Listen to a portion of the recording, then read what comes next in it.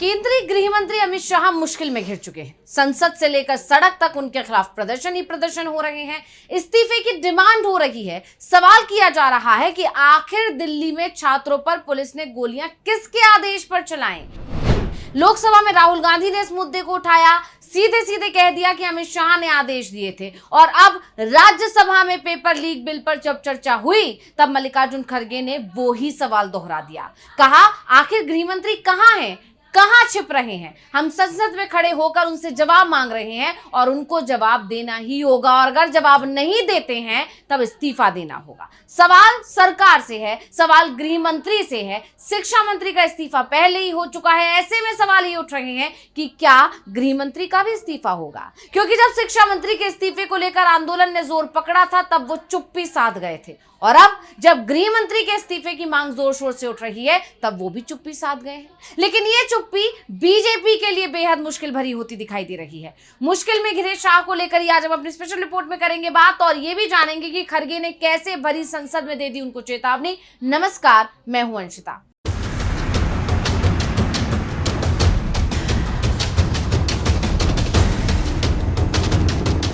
संसद के दोनों सदनों में सिर्फ एक मांग गूंज रही है, अमित शाह के इस्तीफे की।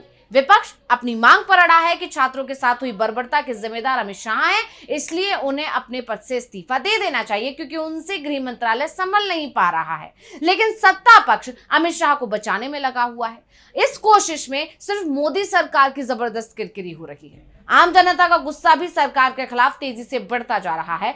मोदी सरकार के अड़ियल रवैया एक बार फिर जनता के सामने आ रहा है, क्योंकि अमित शाह अपने कार्यालय तक तो आ रहे हैं, मंत्रियों से मुलाकात भी कर रहे हैं, लेकिन विपक्ष के सवालों का जवाब देने के लिए ना राज्यसभा में आ रही हैं, ना ही लोकसभा में। लेकिन ये सरकार जितना अड़ियल रुख अपना रही है, उतना ही विपक्ष भी अपनी मांग पर अड़ता हुआ दिखाई दे रहा है। और अब विपक्ष ने खुले तौर पर चेतावनी दे दी है कि अमित शाह को आना ही होगा और जवाब देना ही होगा। तो आखिर किसने दी चेतावनी?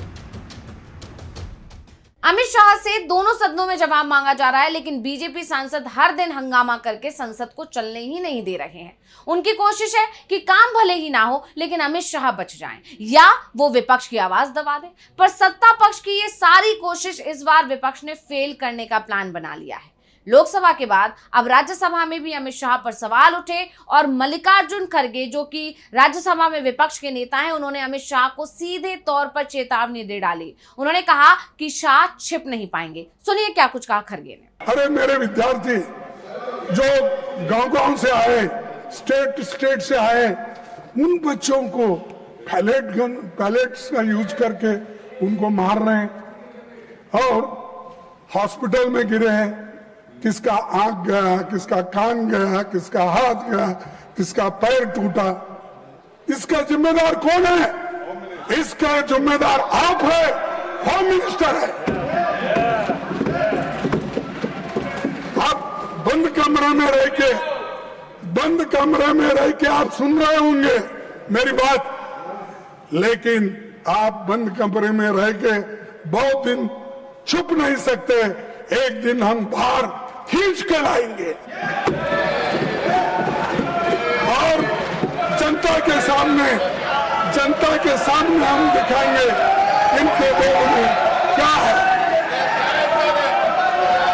राज्यसभा में नेता प्रतिपक्ष खड़गे ने मोदी सरकार पर जमकर हमला बोला। उन्होंने कहा कि आज सरकार जो काम कर रही है उसके बारे में हमने 2024 में ही सुझाव दे दिए थे, लेकिन उस समय सरकार ने हमारी बात नहीं मानी। तब लोकसभा चुनाव सामने थे, सरकार को राजनीति करनी थी, जबकि राहुल गांधी भारत जोड़ो न्याय यात्रा में पेपर लीक को लेकर सवाल खड़े कर रहे थे। यानी तब सरकार इतनी जल्दबाजी में ये कानून लाई थी कि 2 साल ही हुए हैं अभी कि उसमें संशोधन करना पड़ रहा है। इतना ही नहीं, छात्रों पर हुए लाठीचार्ज को लेकर भी खड़गे ने मोदी सरकार के खिलाफ नाराजगी जताई। उन्होंने साफ साफ कहा कि ये सब देखकर हमें तो शर्म आती है, लेकिन सरकार को शर्म आई या नहीं हमें मालूम नहीं। सुनिए इस खड़गे ने क्या कहा।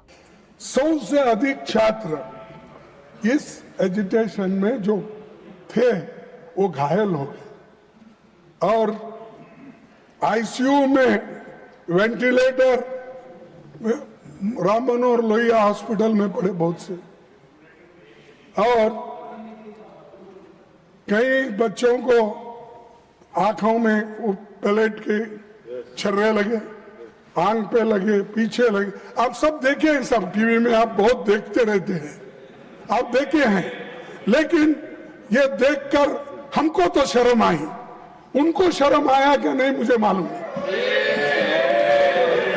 जो मुझे शर्म आया। इतना ही नहीं, मोदी सरकार की नाकामी को याद दिलाते हुए खरगे ने नीट पेपर लीक का जिक्र भी किया। खरगे ने कहा कि शिक्षा तंत्र में घुसा एक संगठित नेटवर्क देश भर के अलग अलग राज्यों में खुलेआम ये काम कर रहा है, लेकिन सरकार सोई हुई थी। सवाल है, सरकार की खुफिया एजेंसियां क्या कर रही थी? यानी एक तरह से खरगे ने सभी एजेंसियों पर तंज कसा है जो सरकार के इशारे पर काम करती हैं, जो सरकार के लिए काम करती हैं। यानी सरकार विपक्ष को गिराने के लिए जिस एजेंसियों का इस्तेमाल करती है, अब वो एजेंसियां कहां गायब हो गई? गिरोह खुलेआम काम कर रहा था, पर सरकार सोई हुई थी। क्या आपके पास इंटेलिजेंस नहीं है? क्या आपके पास आईबी नहीं है? क्या हर स्टेट, आपके हर जगह तो डबल इंजन है, सरकार है, डबल इंजन सरकार, क्या वो लोग इंफॉर्मेशन नहीं देते? क्या आप कलेक्ट नहीं करते? तो समय नहीं है सर, है सब व्यवस्था उनके पास, लेकिन समय नहीं, इसको सुलझाने के लिए समय नहीं, उसीलिए वो ऐसा हुआ।